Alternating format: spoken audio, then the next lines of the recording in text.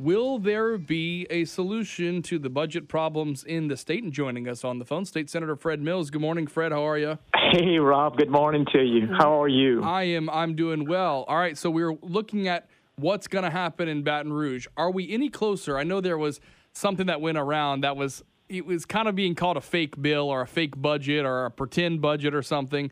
And I think it was maybe meant to show the worst case scenario if all departments had to make a 25% cut or somewhere around there. Where is it from your point of view as we march towards the special session? Well, thanks for having me on. And that's what we talked about last week, kind of getting a report of where we're at right now. Well, at 9:30, we go in session, and we'll be basically deciding what to do with HB1, which is the budget that was sent over from the House. And I think it'll be approved by the full Senate, and it'll have about $650 million worth of reductions. But what the Senate is prioritizing right now is basically to fund the public-private partnerships, fund the now waivers, fund graduate medical education, fund long-term care. But that funding would basically shift money, and there'd be a 25% reduction to probably most of the agencies, like, DEQ, DNR, Wildlife and Fisheries, those type of things. So I know you've heard, like, maybe the chairman of Finance, Eric LaFleur, said it's a pretend budget. I don't think it's a pretend budget. I think it just kind of shows what the priorities are and, what would need to either be funded or just have reductions on it. But we'll be debating that at 9:30, and if anybody wants to watch it, it's live streamed off the internet.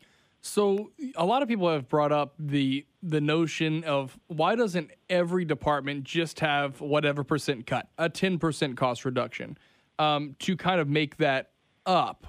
Is that an option? I know it seemed like the ones that were the 25% seems to be way high for what you would need to actually shore up the budget. But if it was a lower percentage, is that an option?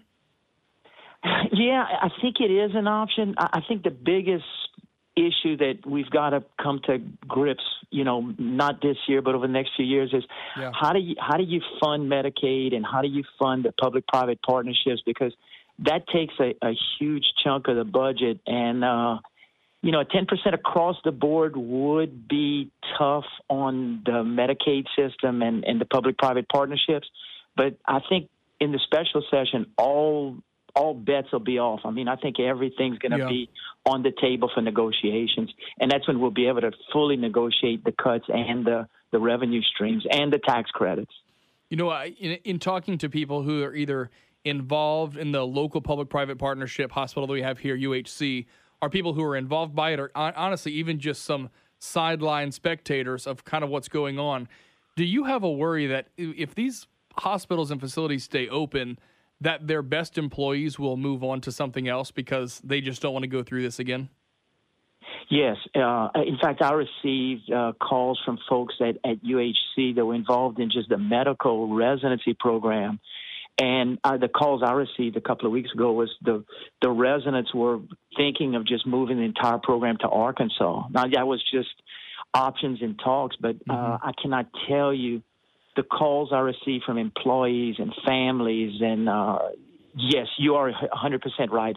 I mean, it's like, can you just go through this without the certainty of having year-to-year employment or opportunities to get care? The public-private partnership is a tough issue right now.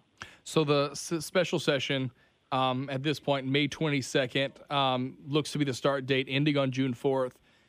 So we'll wait and kind of see on that. We kind of did this segment a little bit backwards because I also want to talk about the things you are still working to accomplish in this regular session, obviously leading up to, the budget process. Outside of that, kind of what are the biggest items that you're looking at in the regular session right now? Well, a lot of things in the regular session. I think that the Harris debate is coming up. Yeah. I think that's going to be a big issue. I saw that was in Judiciary B yesterday. A lot of bills are sitting out there in either a conference committee or to be agreed on between the House and the Senate. And there's just a big mix of those. As Chairman of Health and Welfare, we've got several issues still out there, drinking water issues. We've got issues concerning behavioral health in schools. There's a large array of issues, and I think everybody's trying to finish that up, clean it up, and then start the regular session. Yeah. But I think it'll be interesting today because I think you'll see HB1 passed, which is the budget. Then I think if I had to make a prediction, the House will agree to it. Then it'll go off to the governor. And the prediction from a lot of folks is he'll veto it and say, let's get in a special session and start all over again. Wow. All right. Well, we'll but it's continue just to a watch. Prediction. I'm like the weatherman. I might be wrong on that. Yes, the weatherman. All right. Well, State Senator Fred Mills, we appreciate your time as always. And, you always make time for us. You're going to go in, get some work started this morning at 9:30. So we'll kind of see what comes out of it. We'll talk to you before the next special session, if it's needed, begins. Yeah, give me a call and I'll be happy to visit. And y'all have a great day today. All right. You too. Thanks again. Thanks.